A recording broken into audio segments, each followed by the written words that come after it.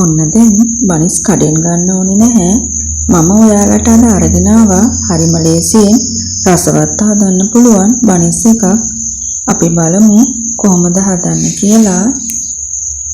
මුලින්ම ඊස්තේ හැඳි 1යි, සීනි මේස හැඳි 1යි, වතුර මිලිලීටර 200යි වාජනයට දාලා හොඳින් කලවම් කරන්න. ඉන්පසු තෙල් මේස හැඳි 2ක් එකතු කරන්න. දැන් නැවතත් හොඳින් කලවම් කරන්න. බිත්තර සුදු මද එකතු කරන්න. හොඳින් කලවම් කර රසපදමට ලුණු එකතු කරන්න. නැවතත් කලවම් කර මේ වෙලාවේ පිටි ග්‍රෑම් 400 ටිකෙන් ටික එකතු කරන්න.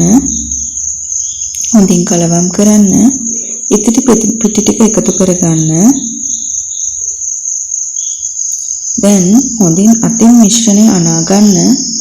විනාඩි 10ක් පමණ මේ මිශ්‍රණය අනා ගන්න ඕනේ.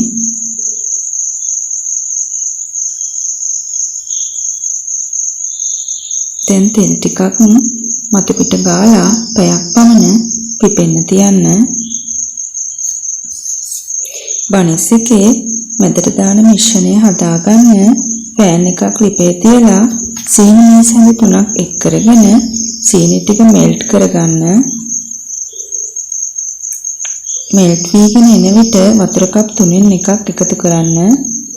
සීනි මේස හැඳි 3ක් හා රසපදමට ලුණු එකතු කරන්න. දැන් හොඳින් කලවම් කරන්න. මේ පදමට පැණි උණු වීගෙන එන විට ගාගත් පොල් ග්‍රෑම් 150 එකතු කර හොඳින් කලවම් කරන්න. මේ වෙලාවේ තුලම් මේස හැඳි 4ක් එකතු කරන්න.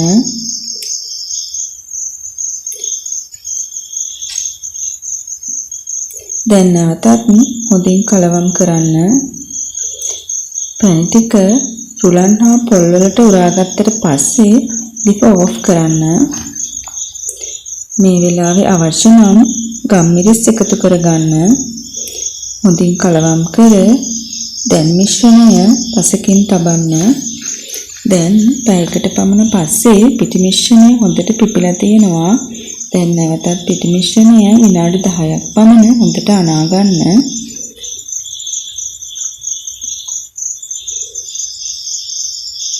හොඳට පිටි මිශ්‍රණය අනා ගන්න ඕනේ. දැන් මෙන්න මේ ආකාරයට තුනී කරගන්න. හොඳින් තුනී වෙන්න ඕනේ. දැන් තුනී කරගත් පිටි මිශ්‍රණයේ බටර් තවරා ගන්න. නවා ගන්න ලේසියෙන් තමයි බටර් තවරන්නේ. දැන් මෙන්න මේ ආකාරයට නවාගෙන මේක මේ විදිහට ඔතලා පීසර් එකේ විනාඩි 10ක් තබන්න. විනාඩි 10කට පස්සේ පිටි මිශ්‍රණය මෙන්න මේ විදිහට තුනී කරගන්න. නැවතත් පිටි මිශ්‍රණය හොඳින් තුනී වෙන්න ඕනේ. දැන් සාදාගත් පිරවුම මේ ආකාරයට පිටි මිශ්‍රණය තුළ තබා ගන්න. මේ වෙලාවේ oven එක සෙන්ටිග්‍රේඩ් අංශක 200 මිනිත්තු 10ක් ප්‍රීහීට් වෙන්න තියාගන්න ඕනේ. දැන් මෙන්න මේ ආකාරයට රෝල් කරගන්න. රෝල් දෙකක් වෙන ආකාරයට රෝල් කරගන්න ඕනේ.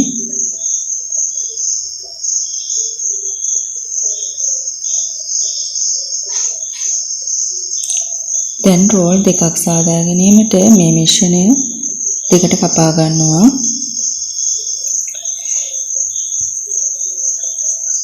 ඔන්න දැන් රෝල් දෙකක් තියෙනවා. දැන් රෝල් කරගත් මිශ්‍රණය මේ ආකාරයට කුඩා කැබලි වලට කපා ගමු.